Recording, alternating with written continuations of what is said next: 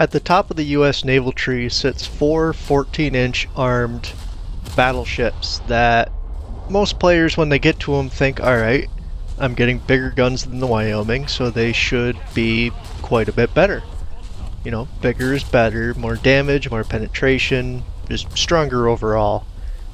And then they play them. And really, it's not the case, as you probably guessed by the title of this video. I think the best way to describe these guns would be inconsistent. The only constant thing with them is a very long reload, especially compared to battleships that have bigger guns than them. And there's a lot of reasons I've seen per why this is, and just the general inconsistency of them really hurts when coupled with that reload, just because the damage you're expecting from them really isn't there all the time. Well, most of the time it's not there. And really, I think the secondaries are what keeps these battleships alive, as per actually being able to deal damage and actually grind each other out, I guess. I think that's the best way to put that.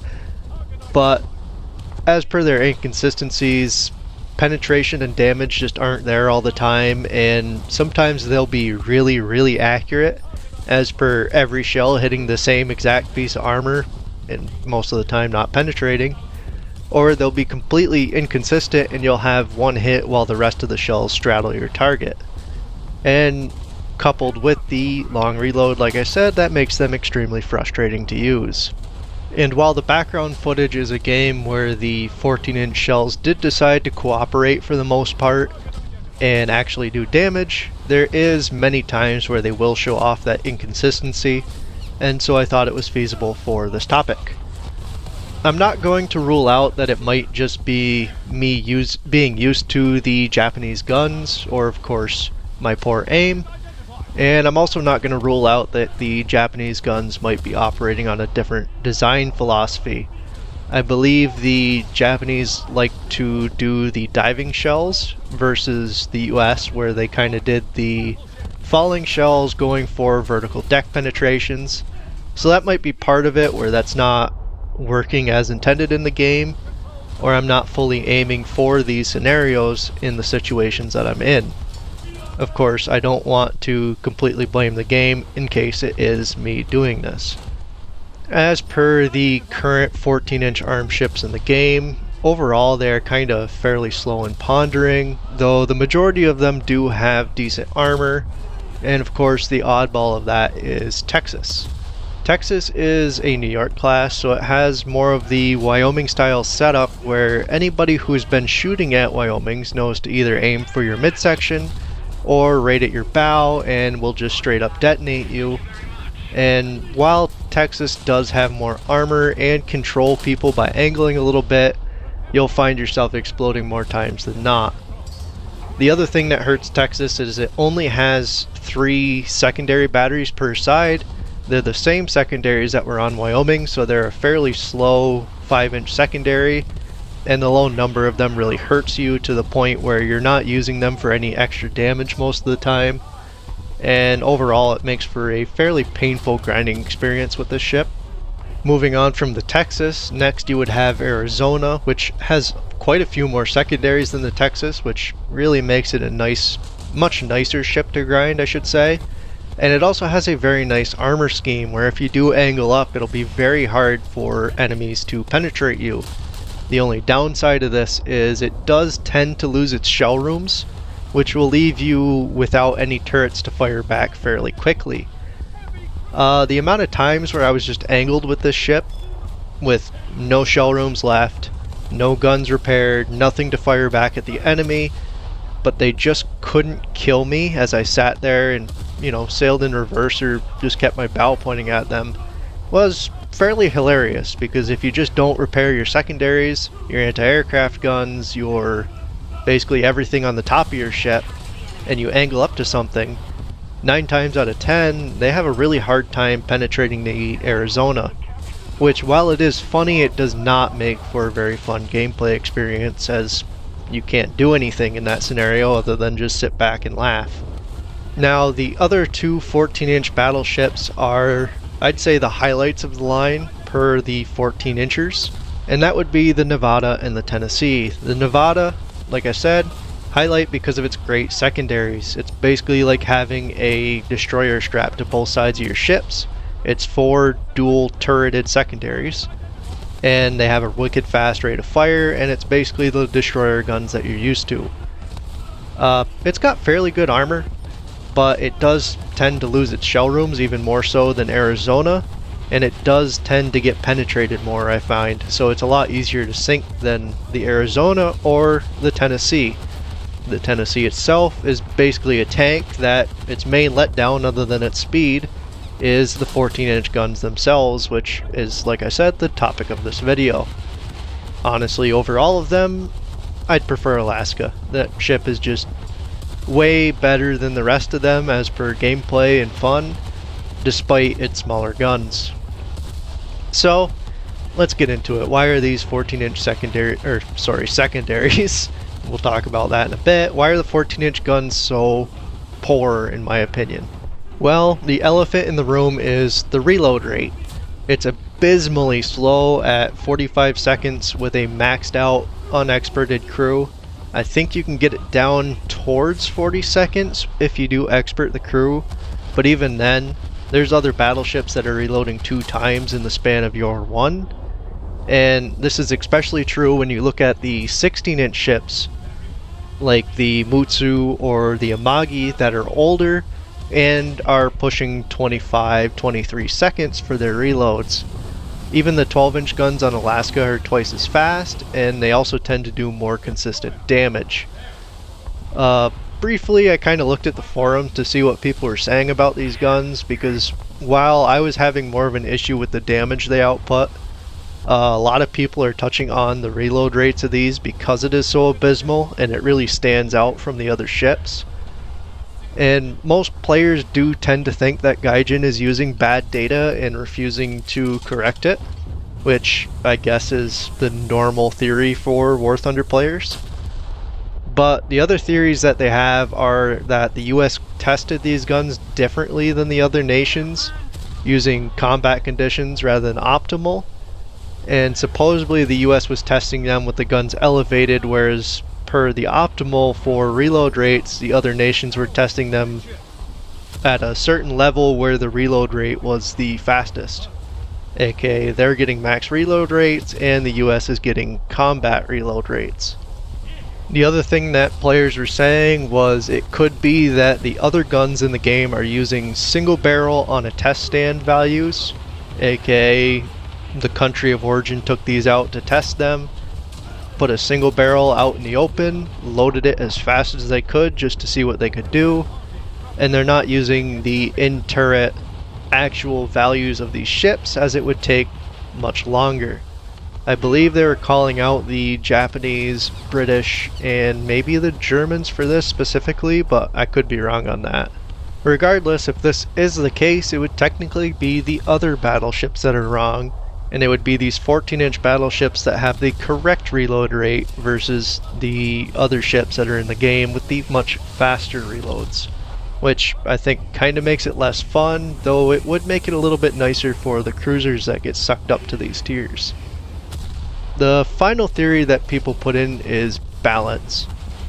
This one doesn't make a lot of sense to me. It would make sense if the 14-inch battleships were the first ones in the game, and if they were really meta, like say Scharnhorst or Mutsu or Amagi, where they, or Kronstadt I guess too, where they're basically top of the scoreboard every game because they can just bully their way through the enemy team and sink everything that they look at.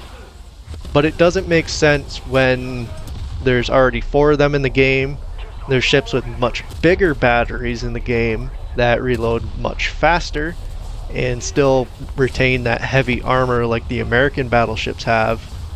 So it really doesn't make sense that it would just be for balance reasons to me.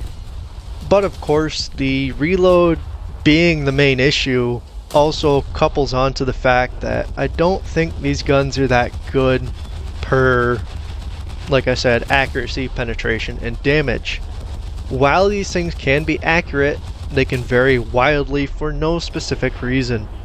All your shells may hit one spot on a ship and, well, just do no damage because they hit a piece of armor, or they could hit one shell that could do some damage and the rest of your shells just straddle the ship for no apparent reason. Like I said, you might not even be damaged to have your rangefinders or any accuracy deductions occurring on your ship, and they'll just wildly miss. And this, coupled with the reload, hurts because the penetration, while on paper it looks good, it's just not there. These shells will fail to penetrate at all, even at point blank ranges on fairly flat surfaces. And sometimes even if they do penetrate, they have almost no effect, especially if they hit the water first. These shells don't tend to dive at all, so if you hit the water before you hit the enemy ship, they'll basically do nothing in my experience. So if you're using the philosophy of the Japanese battleships that you've learned from firing at magazines, it really does not work, and it makes these doubly as hard to use because now you got to shoot where there's armor belts. Many times you'll hit these said armor belts with these shells and they'll just explode inside the armor rather than penetrating through like other battleships will. I know if you brought out a Fuso, yes, if you fire at armor belts you're going to get some bounces, but say you pick dead center on a ship, you're probably going to destroy an engine. Well, not so much with these 14-inch battleships.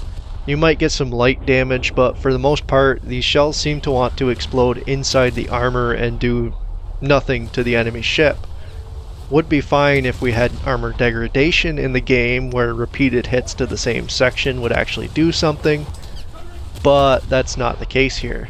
And like I kind of hinted at, many times these shells, even if they do penetrate, they tend to do minimum damage.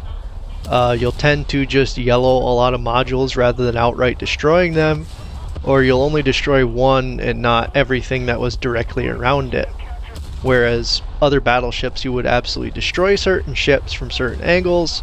These ones, it'll take multiple hits, which is really hard to do when you basically take a minute to reload your guns every time.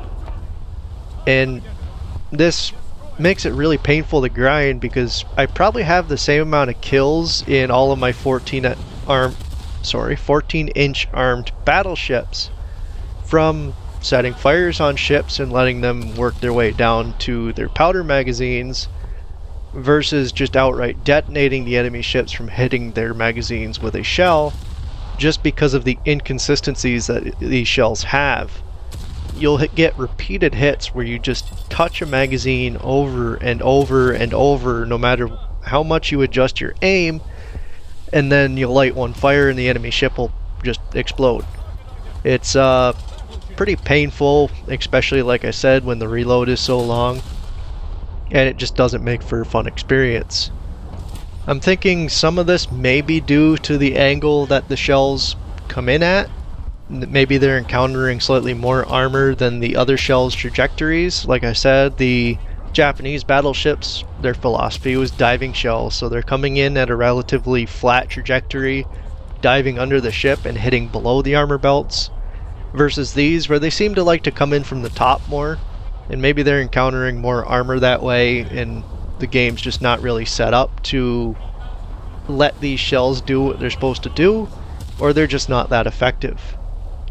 I've seen quite a few scenarios where these shells will just not do anything to, say, bow on light cruisers and destroyers, whereas in the same scenario another battleship would just wipe them off the face of the map. And it makes it really painful, especially for Texas or Arizona, when you don't have those quick firing secondaries to back you up and get that damage downrange so that you can rack up a little bit more score, I guess. And it really makes you switch to your 5-inch secondaries and switch targets more often, just because you can't rely on your main batteries to do constant damage. You'll see me in the background, I will switch to a lighter target when I'm not using my main batteries, just because I know my 5-inch secondaries can tear that apart while I wait for my 45-second reload to finish, so that I can re-engage the target that I was fighting, that the 5-inch secondaries probably wouldn't do as much damage to. It makes you almost consider the 14-inch guns to be your secondary armament rather than the 5-inch guns that you're supposed to have as a secondary, I guess, as your 5-inch guns tend to do more damage for you in the match, whether that's just shooting cruisers or defending yourself against destroyers and torpedo boats that are trying to make a pass at you, or just keeping stuff off the cap zones that got a little bit too close to your ship. And really it just makes the grind a lot more painful because you can't reliably, I guess would be the term, fight back against those enemy battleships. Especially with Texas, because you have no means of doing damage other than your main battery, and when your main battery is this inconsistent, you really can't rely on it to engage an enemy battleship and destroy them, or at least cripple them before they can hit you in a vital spot. Texas being the consideration that I've been picking on here, it's very easy for them to destroy you immediately and outright versus your guns, which are very inconsistent. And it's the reason that really I would suggest players go for Alaska versus all the 14-inch battleships, because they're not going to live up to your expectations of bigger being better, even though you may have had a lot of fun with Wyoming because those 12-inch guns are pretty good. It just is very disappointing when you get to the end of the line and you have these big 45-second reload guns that basically do nothing to the targets that you hit. I'm curious if you guys have any other theories on why these guns are so bad, or if maybe you can point out that I'm using them wrong, because it very well could be that I am.